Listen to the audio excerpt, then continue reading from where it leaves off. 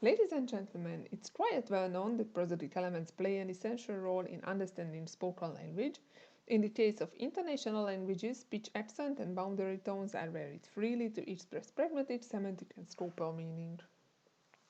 In addition to meaning modifying and meaning carrying functions, the prosodic features of the language can also serve as a boundary marker, depending on their given position and interplay of the parameters in speech production. A group of the previous research with regards to the analysis of boundary marking were conducted based on name and number grouping tasks, the examination of reported speech, and parentheses. Their results showed notable differences in different languages and quite huge individual differences. While fundamental frequency was found the most reliable signal of boundary marking in one study, final lengthening or silent pause in the other. Other research found a strong relationship between breathing groups and prosodic cues. The tendencies showed that inhalation often coincides with constituent boundaries. These results have come to light mainly on the basis of study of English and German. However, prosodic reflection of syntactic and semantic structure is not a universal property. Thus, the question of the present research is that how the prosodic features with the boundary marker function are realized in the case of the Hungarian language, where the information structure is primarily expressed by word order, and prosodic prominence marking plays just a secondary role. So in Hungarian, the quiet rich intonational system helps to indicate and parse the syntactic structure. So based on this information, the main question of the study is whether there's a difference in the realization of the examined boundary markers according to whether they separate subordinated or coordinated clauses in complex sentences, and how do they relate to breathing patterns of the speech. The aim of the current presentation is to investigate the difference in the relationship of prosodic boundary markers and audible inhalation between the two kinds of clauses in Hungarian red speech. For the research, we selected the recording of 10 female and 10 male participants from the Hungarian spoken language database.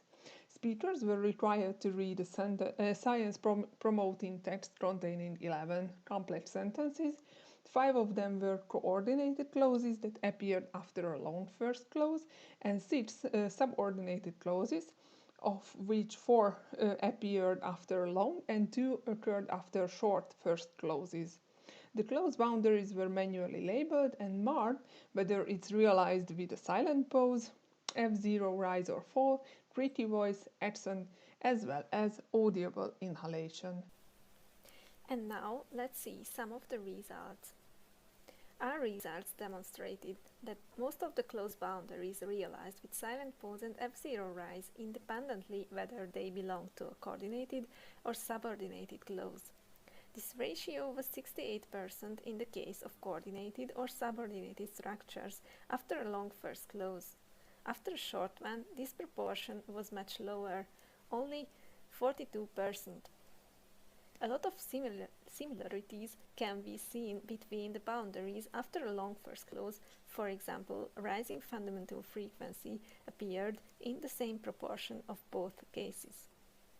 It is clear that F0 fall or creaky voice aren't typical prosodic markers of clause boundaries. If any of these appeared, it was more common in the case of coordinated structures. F0 fall and creaky voice occurred almost none in the case of subordinated structures, regardless of the first clause length. There were much more differences in the case of silent pauses.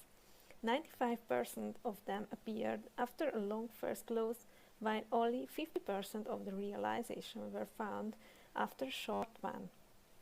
All in all, these results demonstrated that the speakers used almost the same prosodic boundary marking cues in the case of coordinated or subordinated structures, and the difference was mostly highlighted regarding the length of the first clause.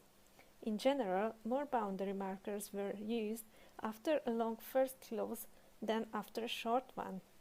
This shows that prosodic phrasing is not entirely dependent on syntactic phrasing, but partly on the economics of production and the planning of perception.